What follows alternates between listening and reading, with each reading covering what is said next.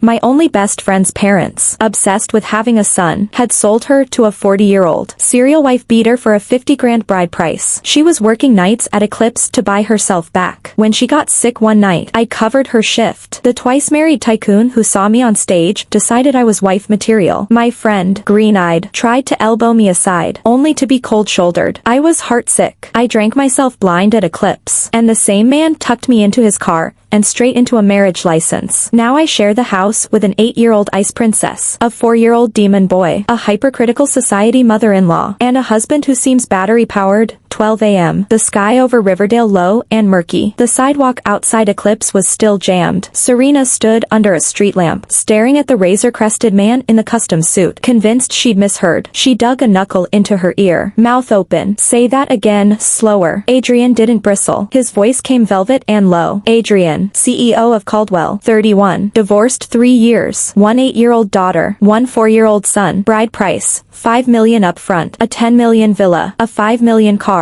After the wedding you get 100 grand a month for pocket money, plus whatever jewelry and bags you like. Interested? He had been 22 when he married into the old Moneylee clan, 23 when Chloe was born, 27 when little Colin arrived. Life had followed the spreadsheet, no surprises except his first wife's affair, which had only left him mildly inconvenienced. The first time he saw Serena, bright, sun-soaked, uncomplicated, her laugh cracked something in his chest like a window pried open. The night he caught her on stage through drifting smoke. Recognition hit before his brain could log the data. Want, acquire, sort the rest later. He didn't have time to date. Marriage would do. Back in Sterling a bride price sat around 8 grand. House and car optional. Serena, still in her senior year, panicked. Crimson raced up her neck. Thank you for the proposal. I'll think about it and get back to you. She spun to flee. Adrian caught her wrist and pressed a business card into her palm. My private line. You have 48 hours. Need a ride back to campus? I'm good, thanks. It was graduation season. The dorm had emptied except for Serena and Vivian. The moment Serene slammed the door she spilled everything to Vivian, equal parts thrill and terror. She might be a country girl, but her parents doted on their only daughter. Since tourism hit Sterling they'd opened a farmstay.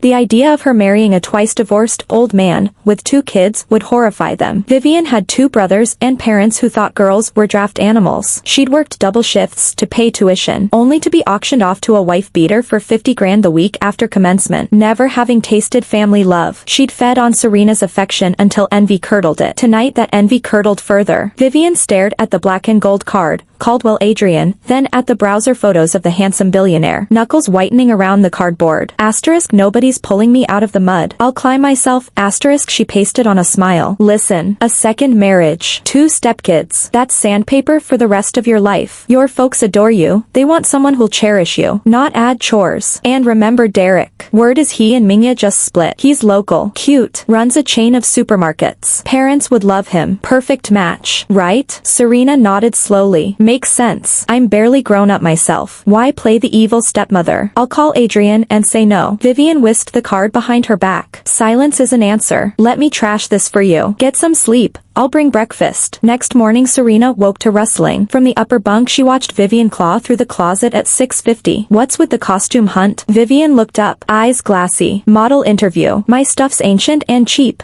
Nothing decent. Serena's heart twisted. Check my side. Mom keeps me overdressed. Take anything you like. Asterisk wait till I'm billionaire. I wouldn't be caught dead in your rags. Asterisk Vivian lifted a sea green cheapo. Pearl buttons. Tiny daisies embroidered along the hem. Serena's coming-of-age gift. Worn once. Mind if I borrow this? Serena swallowed the sentimental lump. Go ahead. A size too small. The dress skimmed Vivian's hollow frame. She studied the mirror. The light flickering. Not bad. Huh. Knock am dead. Serena said. On the road out of campus every male head swiveled. Vivian perched on a stone bench. Heart hammering. Anne dialed. Who's this? The voice was pure winter. Caldwell. I'm Serena's friend Vivian. She asked me to pass a message. Could we meet? He had already run a file on Vivian. While he studied the gauzy photo of Serena on his screen, he smiled without warmth. I'm booked. Come to Caldwell HQ. The line clicked. Vivian squealed, startling pigeons. Halfway there, a ring, a name. Goodbye. Trailer Pap Destiny. Caldwell towered 30 miles and 3 transit changes away. Back in the dorm, Serena slept hard until her phone shrieked. Poor college kid. No car, no house, no insurance, no loans, stop calling. A lazy chuckle floated through. How about hot pot, Peking duck, sushi, lobster, cake, bubble tea? My treat. Rides on the way. Her stomach howled. She jackknifed upright. Who is this? Proposed last night.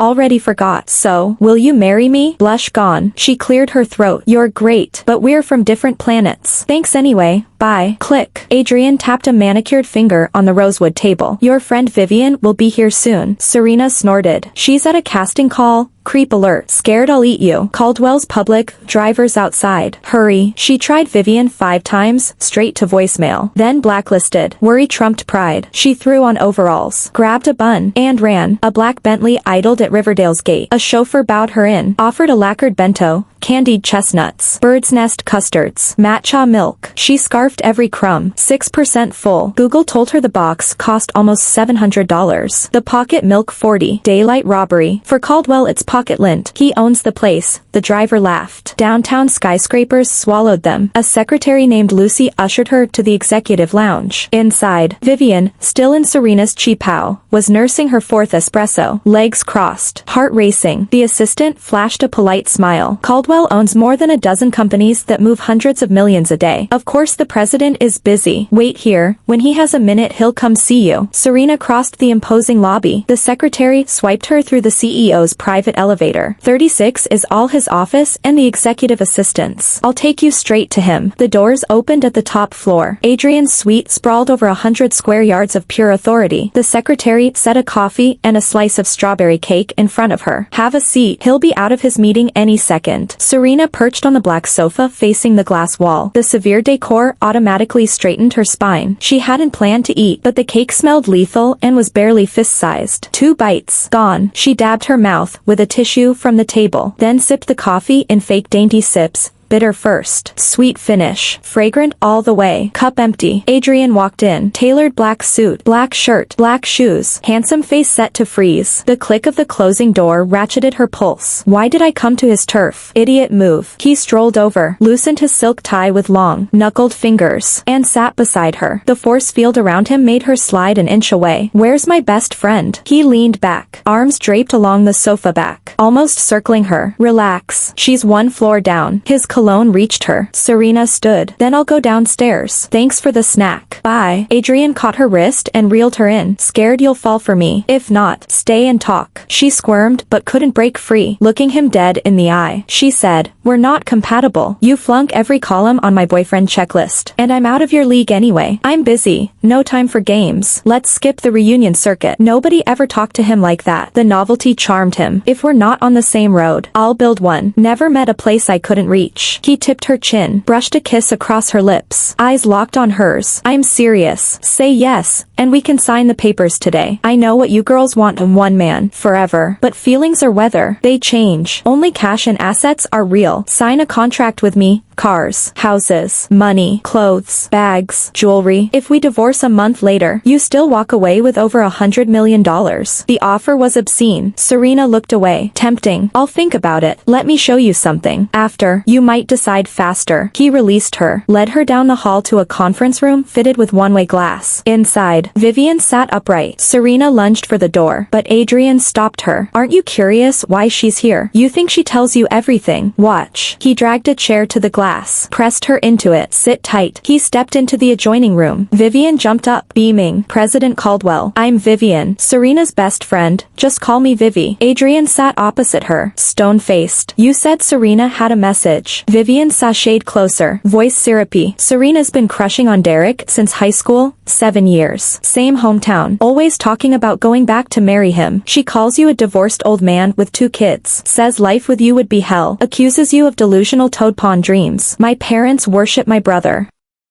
I worked 3 jobs to pay tuition. They just sold me to a 40-year-old wife beater for 50 grand. Want me home after graduation? I can't. She dabbed fake tears. Throat exposed. If Serena won't marry you, I will. 50,000 bride price. Call it a loan. I'll pay it back once I'm working. Deal? A tear slid. Weak but brave act. Most men would have already cuddled her. Adrian had seen every trick. I enjoy looking at you. I don't like you. I'll spend on Serena. Not a dime on you. Why would I marry you? Vivian froze. Fail here. And the abyss swallowed her. She popped the pearl buttons. The chi-pow pooled at her feet. Lingerie on. She moved to straddle him. Serena's a country hillbilly. Stupid. Clueless. I've cleaned up her messes forever. She can't take care of a man. I'm clean. No boyfriends ever. Try me. You won't complain. The glass carried every word. Serena stared, mind blank, as her soul sister, stripped and propositioned. Adrian's foot met Vivian's sternum. I said I appreciate the show. I never said I liked the actress. He scooped up the chi-pow. Serena's. Meaningful to him. I'm keeping this. Someone will bring you clothes. Humiliated yet desperate. Vivian lunged. President Caldwell. Just one chance. He sidestepped, exited, and re-entered Serena's room. Human nature folds under cash. You heard the motive. He wrapped an arm around her, placed the chi-pow in her hands. You two aren't on the same planet. Stick with her and she'll sell you next. Still dazed, Serena clutched the silk. You took her only cover. What's she supposed to wear? She yanked the dress and marched next door. Adrian caught her. I ordered clothes. Let the chi-pow go. None of this would have happened without him. She shook free. Stay out of it. Face a storm of feelings. She shut the door behind her. Vivian's eyes widened. How are you here? Serena laid the chi-pow on a chair. Adrian texted you were here. I've been calling and texting. No answer. I was scared. Vivian's features twisted. So you heard everything? Serena looked away. Behind that glass. I heard it all. Why? Vivian. We were sisters. Caught on stage. Vivian laughed. Brittle and wild. Who else would babysit a walking ATM? Dumb. Blind. Always posing. You watch me sold to a wife beater for 50 grand while your folks pocketed 2 million in land compensation. I asked for help.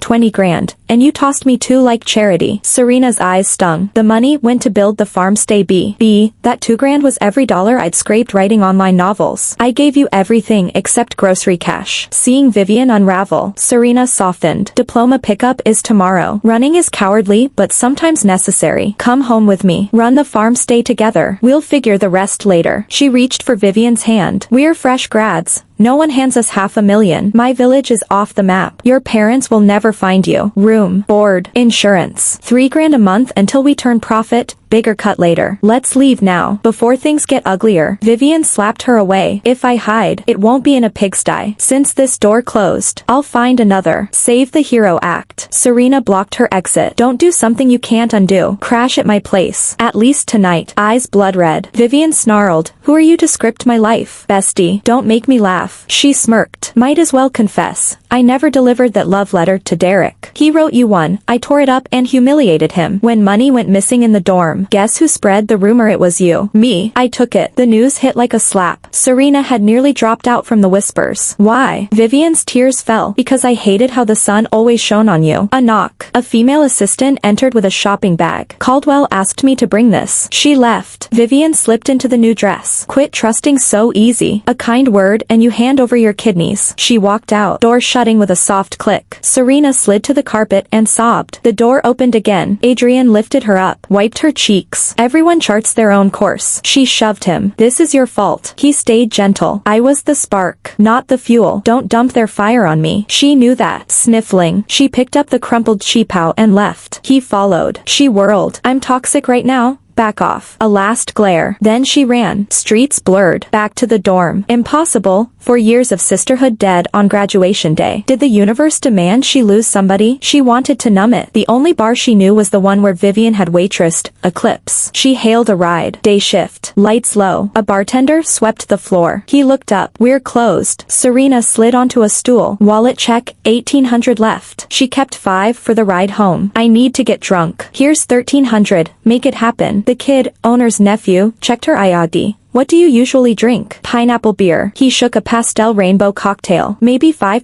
ABV. $88. Fruity. Should suit you. She sniffed. Sipped. Sweet. Tart. Faint burn. 2 gulps gone. Another. Her cheeks blushed peach. He hesitated. Daytime or not? Pretty girls shouldn't pass out alone. She rapped the bar. Quit preaching. I pay my tab. 2 more drinks appeared. She knocked them back. The room wobbled. As she slipped off the stool, Adrian caught her. A bodyguard paid. The bartender snapped his mouth shut. Serena traced the angles of Adrian's face. You look familiar. Have we met? Adrian smirked. Your future husband? Of course I do. Husband? I don't have one. I don't even have a best friend anymore. I couldn't save her. What do I do? The words were still tumbling out when tears came flooding down. Serena grabbed Adrian's expensive tie and used it as a handkerchief. Adrian coaxed her, soft and low. Once you're married, you'll have money. Will you marry me? Serena nodded. I will. Where's the cash? Adrian bundled her into the back seat. The money's coming. Where are your ID and household papers? She was tipsy, but still half-conscious, thinking in slow, stuttering pieces. Papers, suitcase in the dorm, ID card, between the phone and its case. Adrian dabbed the wine from her mouth with a pale blue linen handkerchief, then called one of the bodyguards and told him to collect every last thing she owned and deliver it to the villa. Serena floated in a dream, lying on billowy clouds ringed by fragrant blossoms, while bright birds chirped and a few mischievous little animals circled her, an honest-to-goodness fairy tale. She felt something soft tug at her cheek. When she opened her eyes, she saw the cutest kid imaginable. Round face, thick upturned lashes, huge clear eyes, an angel dropped straight from picture books. The 4-year-old boy made her drop her voice without thinking. Whose cutie are you? What's your name? The little one cocked his head, pouted, and answered in a milky lisp. Not yours, evil queen. Don't you dare hurt Prince Ningning. Serena blinked in confusion. Who's the evil queen? Sweetheart, what's your name? I'm Prince Colin. You're the evil queen, and I'll never call you mommy. Mommy. Was she still drunk or had she misheard? She stared at the vast, unfamiliar bedroom. Serena sat up and smiled. Of course I'm not your mommy. How about big sister? Where am I? Did someone in your family bring me here? Colin was in a miniature white suit. When he lifted his chin you could even see a second soft chin. So adorable it hurt. Daddy brought you home to be the stepmother. I refuse to admit it. Evil queen. At 4, Colin's preschool was stuffed with Riverdale's power brokers' children. Divorce and remarriage were lunch table small talk. Evil queen was playground code for stepmom. Today, straight from his grandparents. He'd been told dad had remarried and he now had a stepmother. Remembering classmates' horror stories about stepmoms, he'd raced upstairs to inspect the specimen and deliver a scare. He'd been pinching her cheek for quite a while. Surely she was terrified by now. The more he talked, the dizzier Serena felt. She slid off the bed and discovered she was wearing a mint green lace nightgown. Comfortable. Sexy. Definitely not hers. Understanding clobbered her. Who changed my clothes? Adrian walked in. I did. President Caldwell. Serena clutched the neckline. I'm filing a sexual harassment suit. Adrian sat on the bed. Husbands dressing wives is perfectly legal. Serena exploded. I'm not your wife. He produced a marriage certificate. Flipped it open. Legally you are. Serena refused to believe it and slapped the booklet to the floor. Quit lying. I never showed up. No way am I married. I was tipsy, not brain dead. Adrian bent, picked it up. You said you'd do anything to save Vivian. I happened to run into drunk little you, and you dragged me straight to the clerk's office. You can verify marital status online. The money's already in your account. The deed is done. Deal with it. Your things are in the walk-in closet. Get dressed and come down for dinner. He scooped Colin from the carpet. The deed to the house and the car keys are on the nightstand. This is my son Colin. Play nice. You too. The pair locked eyes, then looked away in perfect unison, feeling complicated.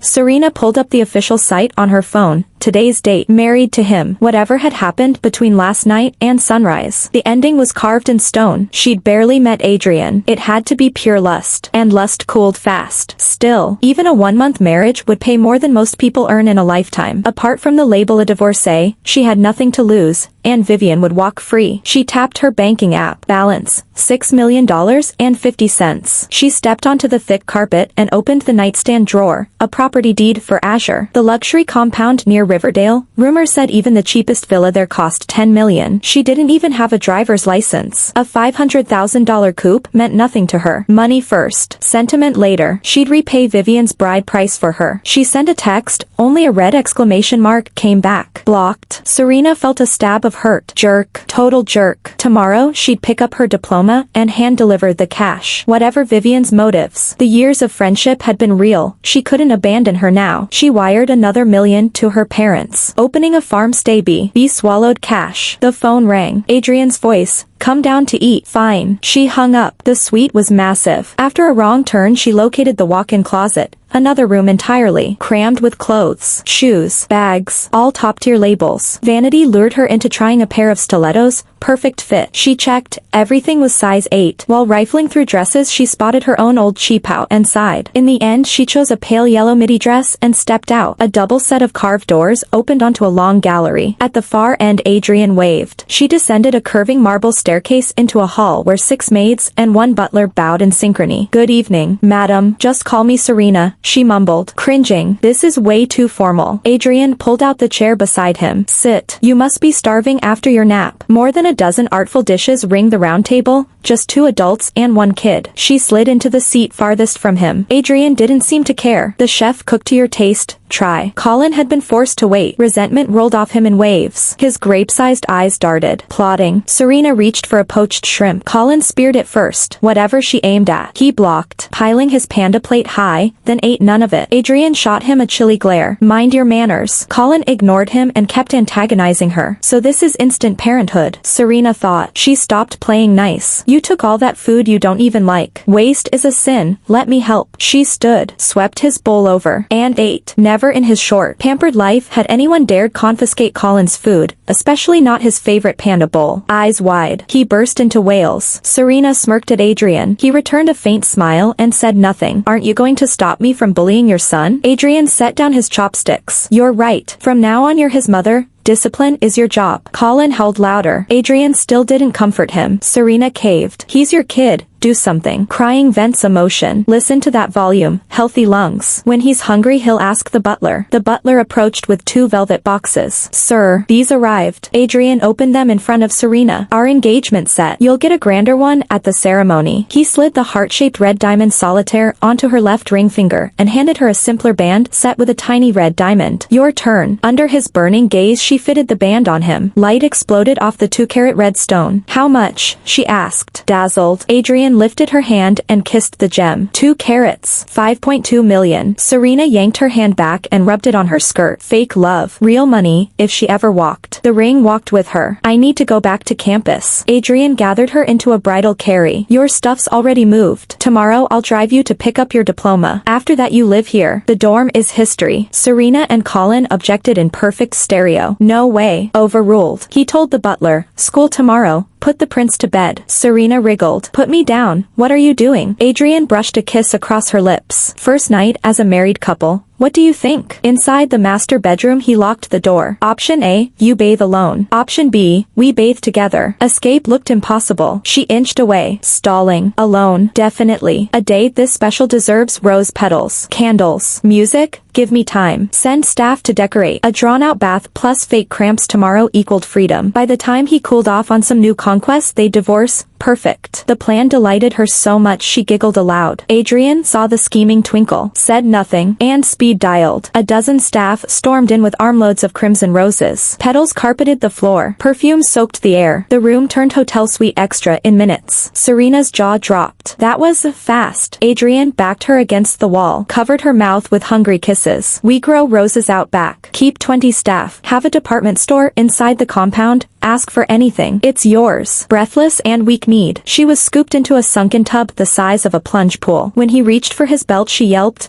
bath only, out you go. Fish already in the pot. He obliged. Whatever you say, Caldwell. The instant the door clicked she exhaled. Rose water steamed. Her skin flushed pink while she poked at unlabeled luxury scrubs and oils. When she finally stood up she realized, no underwear. No nightgown. Walking out naked felt like serving herself on a platter. After an internal wrestling match she cracked the door. Adrian, could someone fetch panties and a nightgown? He stepped in, eyes dark and amused. Waste of fabric, everything comes off anyway. He slung her over his shoulder and tossed her onto the vast bed. Serena threw up a stop sign. Shower first? I already did in the guest bathroom. Hold still. She braced a palm on his granite chest. On second thought, skip it. I'm scared of pain. Adrian paused, studied her panicked eyes, then fetched a bottle of red. A couple of sips will dull the edge. She gulped, warmth flooding her skull. The ceiling blurred. Consciousness slid sideways. Drunken haze. Pain. Pleasure. Limbs tangled until dawn. When Serena woke at 8 every muscle ached. ached. Turning her head, she saw Adrian propped against the headboard typing on his laptop. She tried to speak, no voice. The first half she'd blacked out. Later rounds he'd woken her. Apparently the man had been starved for months. She wanted to bite him. Judging by the scratches she'd left on his neck and shoulder, she already had. Feeling her glare, Adrian looked up, smiled gently, and lifted a glass of warm water to her lips. How's the body? The water soothed her raw, burning throat. Animal, she croaked. The word gravel rough. Adrian brushed a soft kiss across her lips. Serena bit him in retaliation. How am I supposed to get to campus? If I don't show, I can't wire money to Vivian. Ouch. Everyone keeps telling me that, and you still want to help her. Serena sprang to Vivian's defense. She had no choice. Adrian snorted. I've heard of love struck, but bestie struck is new. He was done hearing his wife obsess over someone else. I'll have 500 grand sent to Vivian today, and I'll send someone to pick up your diploma. Satisfied? Make it 6. No. 7, Serena said. Money meant nothing to her now. After returning the bride price, Vivian would still have plenty left for rent and job hunting. Adrian kissed her forehead. Your wish. I'll have it wired now. Tonight my mother wants us at the estate. Rest up. Hair and makeup are at 4. From ancient times to now, mothers-in-law are the hardest level, especially when you marry the son before meeting the parents. Old money matriarch versus small-town bride. Tonight would be a show. Serena pillowed her head on his chest. Can we skip it? Adrian stroked her glossy hair.